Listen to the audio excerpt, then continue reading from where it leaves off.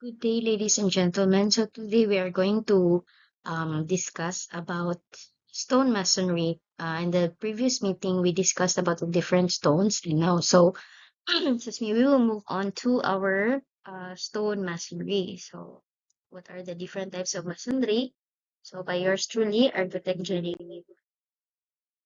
So, stone masonry, in this topic, we will learn the difference between rubble masonry and ashlar masonry. So, with rubble masonry, we have coursed, uncoursed, random, polygonal, flint, and dry rubble masonry. For ashlar, we have fine, rough, rock or quarry face, ashlar chamfered, then block, and then what is ashlar facing masonry.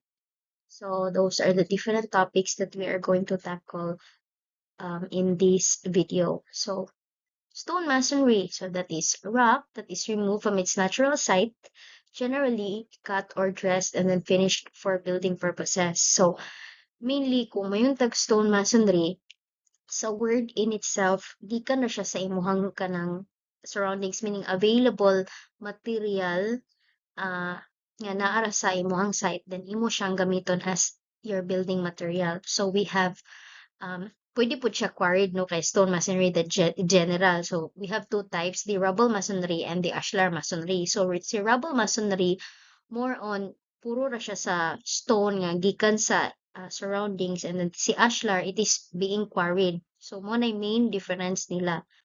So, here we will have the rubble masonry first. So, rubble, stone masonry, in which either undressed or roughly dressed. So, rubble masonry na siya, no? Nya, magamit ya po na siya og kanang, there are types of rubble masonry nga magamit siya og mortar na apoy dili. So, we will learn about that later on as we go along with the discussion.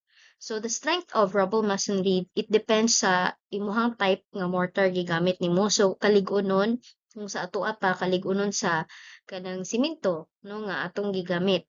So um, ang imuhang kanang adhesive, kung pila ang iyahang strength, so nga gigamit, so magdepende ana, no, ang kaligunon niya. So sa type, sa ang kabag-on sad sa mortar in between sa imuhang kanang stones. Ana mag-vary ang imuhang kaligunon. So first we have the coarse rubble masonry. So what is the coarse rubble masonry? So carried out in courses, no, one of the cheapest. Pariharap po ni siya sa uncoursed rubble masonry. Is one of the cheapest and roughest form of stone masonry. Used in residentials and commercial constructions.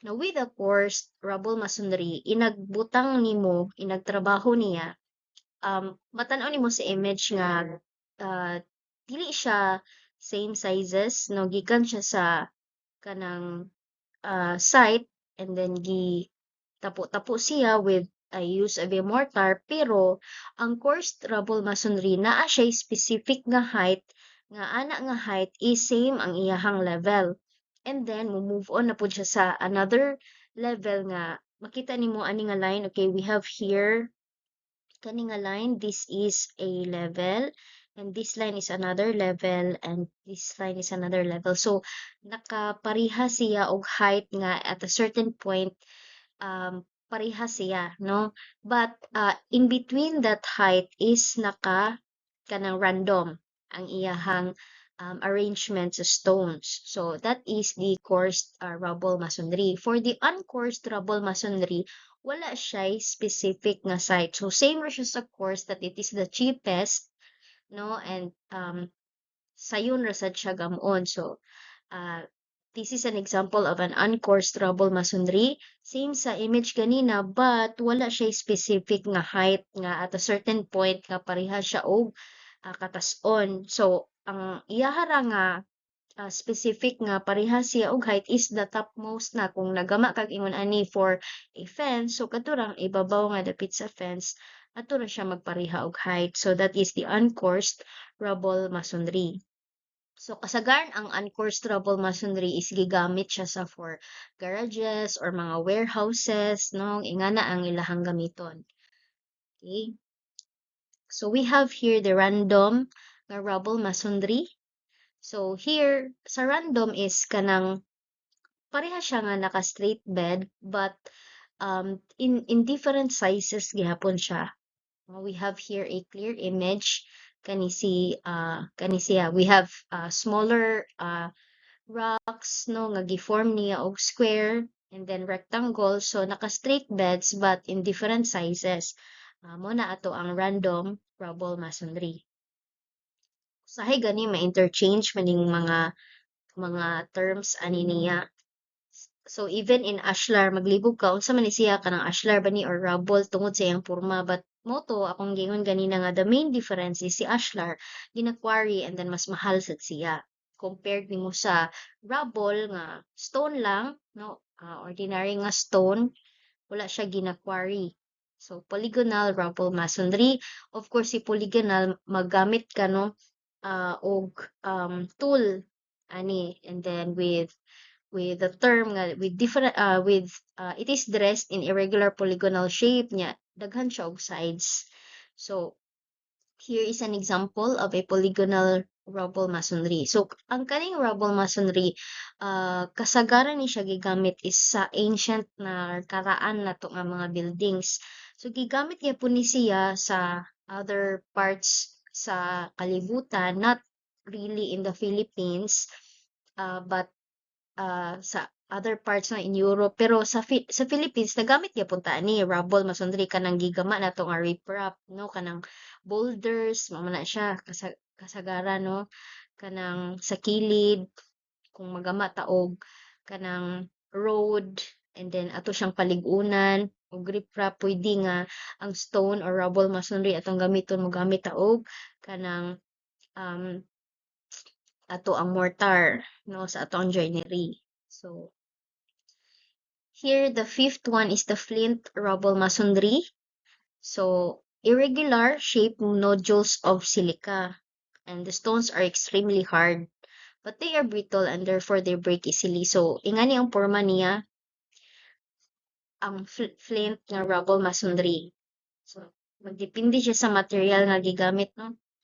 So, pareha siya sa uncoarsed but nag-differ, moingon ka nga flint nga rubble masonry because of the material gigamit. Muna ang porma sa flint nga rubble masonry. Next, we have the dry rubble masonry. Si dry rubble is mauni ang type of masonry nga wala kagagamit og adhesive or any mortar nga mag-joint sa imuhang mga stones. So, dili ni siya load bearing, no? Dili siya load bearing. So, di siya nimo pwede like himuong riprap. Dili pwede. So, pwede lang siya og sidings, yan na. But to protect the kanang soil from eroding, dili pwede nga magamit ka og dry nga rubble masonry. Okay? Delikado man siya. So, but it's still very good. Nakagama, nakakita ko construction nga ingon ani, it is in Lobok. So, it is a private residence. Gi-commercialize na siya karon naa sa moagi ka by Luway, and then ma-search nimo ang name niya is Silangang Balay or Balay Silangan, and then ang inagtungas nimo padung sa ibabaw because it is on top of the mountain. Ang agianan niya, because it is a private way man, ang agianan niya is gagamit siya og dry rubble masonry. Ingon ani gud nimo siya makita, and then kadto nga mga stones nga gigamit niya is gikan ra gud pud sa lugar mismo and other parts in Katigbian, because in Bohol we are rich with stones nga natural ra bitaw siya nga naka-flat. So gipang tapo siya, and then dry lang ang gamit nila, wala sila gagamit og adhesive, and it's still okay no, kanang sa siding lang siya sa gilid sa karsada, kanang just to let people know nga dili ka pwede mo mulabang aning dapita nga magtamak-tamak ka sa grass. So makita nimo ni siya nga property kung moadto kag Luway, and then inag-abot nimo sa bridge no, kung padung ka og kanang lila, nag-abot nimo sa bridge gid sa Luway, mutan-aw ka sa river diri sa left side sa ibabaw na ay kanang um roof ra ang maklaro nimo. It is a polygon nga design sa building. So kana siya nga house ang gigama. It was created by, I mean, it was built by my father when I was still in high school. So nakita na ko ang pagtrabaho nga na-appreciate na ko ang dry nga rubble masonry. So nindot siya for sidings, for landscaping, muna na. Itong natural stones lang available sa lugar. So here is an example of a dry na rubble masonry, no? Wala siyay kanang mortar. So next we will move on to ashlar masonry. So si ashlar, ang difference na niya is it is costly.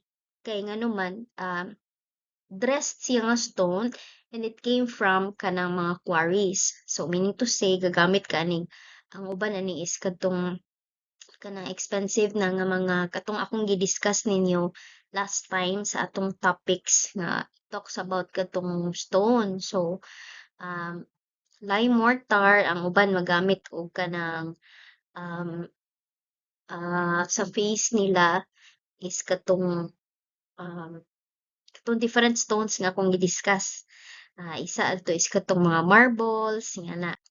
So, we have first one is the ashlar nga fine masonry. Kasagaran ani katong mga expensive nga stones nga sa first lesson ninyo. Ang fine nga masonry. So sa fine masonry, kana hapsay kayo siya nga pagka-arrange. So kana siya. So this is an image nga mas klaro, no? Makita nimo kani siyang dapita. So this is considered as a fine ashlar masonry.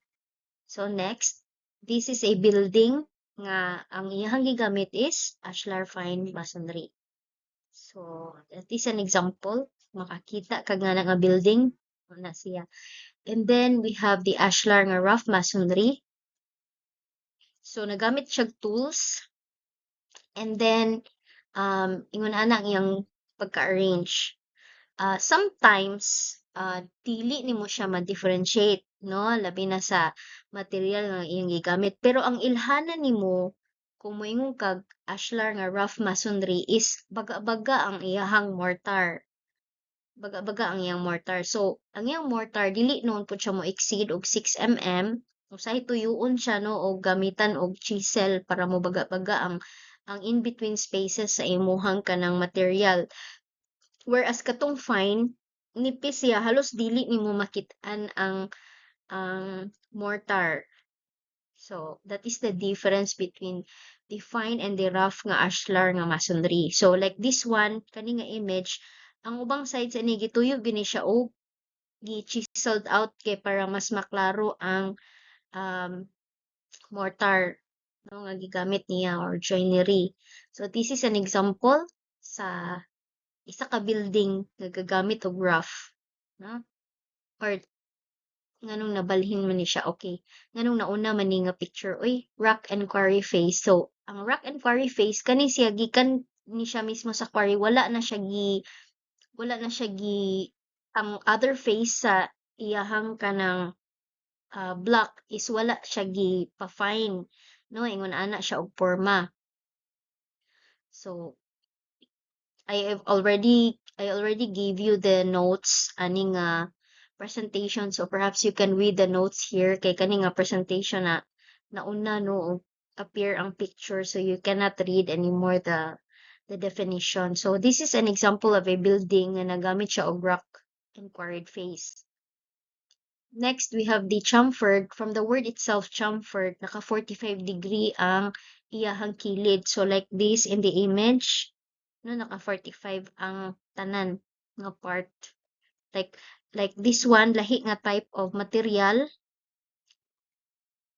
And then naka-chamfered. Kani another type of material pero naka-chamfered. So anything nga nagamit og ingon ani different types of katong stone nga gi-quarry pero naka-chamfered mo na ang ashlar, chamfered masonry. So next we have the ashlar block in coarse masonry. So combination na ni siya. So ang ashlar block, it can be nga ang facing niya is made out of ashlar nga masonry, pero ang backing niya, meaning sa luyo, it is made of rubble masonry. So that is the combination of both. So in between that one, mo gitawag nila nga, ang uban tawag nila og hearting, no? Ang in between ana nila. So in modern times sa kaning kaning type of kanang arrangement, naa na tay kanang air gap in between. Pero sa karaan nga mga buildings, naka-attach ang ato ang front, ang facing sa ato ang masonry sa backing, no? So ang ashlar block is ang facing nimo is naka-ashlar, and then the backing it can be kanang rubble.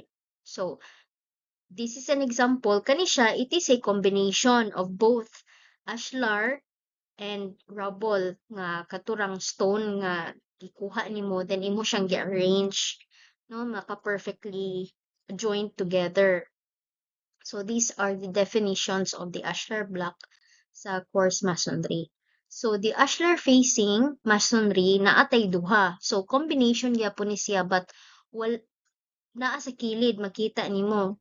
So kani, this is an example of a building, no? The ashlar facing, pwede siya rubble ashlar. Nya kung combination of bricks siya, pwede siya og bricks ashlar. So another example. So this is different types nga combination. So naa na siya bricks, no, nga kauban ani. We have kani siya puro siya brick wall, kani siya rubble wall, and this is the combination. Mo niya kung giingon nga it can be the facing is made out of rubble, kani siya ang backing niya is ang bricks. Kani siya ang facing niya is the ashlar, and then ang backing niya is ang bricks. This one, ashlar ang facing, and ang backing niya is rubble. So these are the different types nga facing, no, ashlar facing masonry. Usahay mag-interchange ni ang ilahang mga terms, no, but do not be confused. Basta kay ang ashlar, it is costly and more kanang expensive. Kung mo yung kag-rubble nga masonry, dili ra, no, because usually kung unsa ray readily available nimo, mo ray gamiton nimo sa site ra na nimo kuhaon. So ang uban nga mga skilled nga workers like sa mga ancient times, ila na silang i-chiseled like para mapurma siya nga rectangle or square sa rubble. Okay? So that ends the presentation and the explanation of all the different images sa ato ang masonry. So hopefully nagbasa mo sa PDF nga notes nga kung gihatag ninyo. So we will have a quiz after this video will be posted. Thank you very much.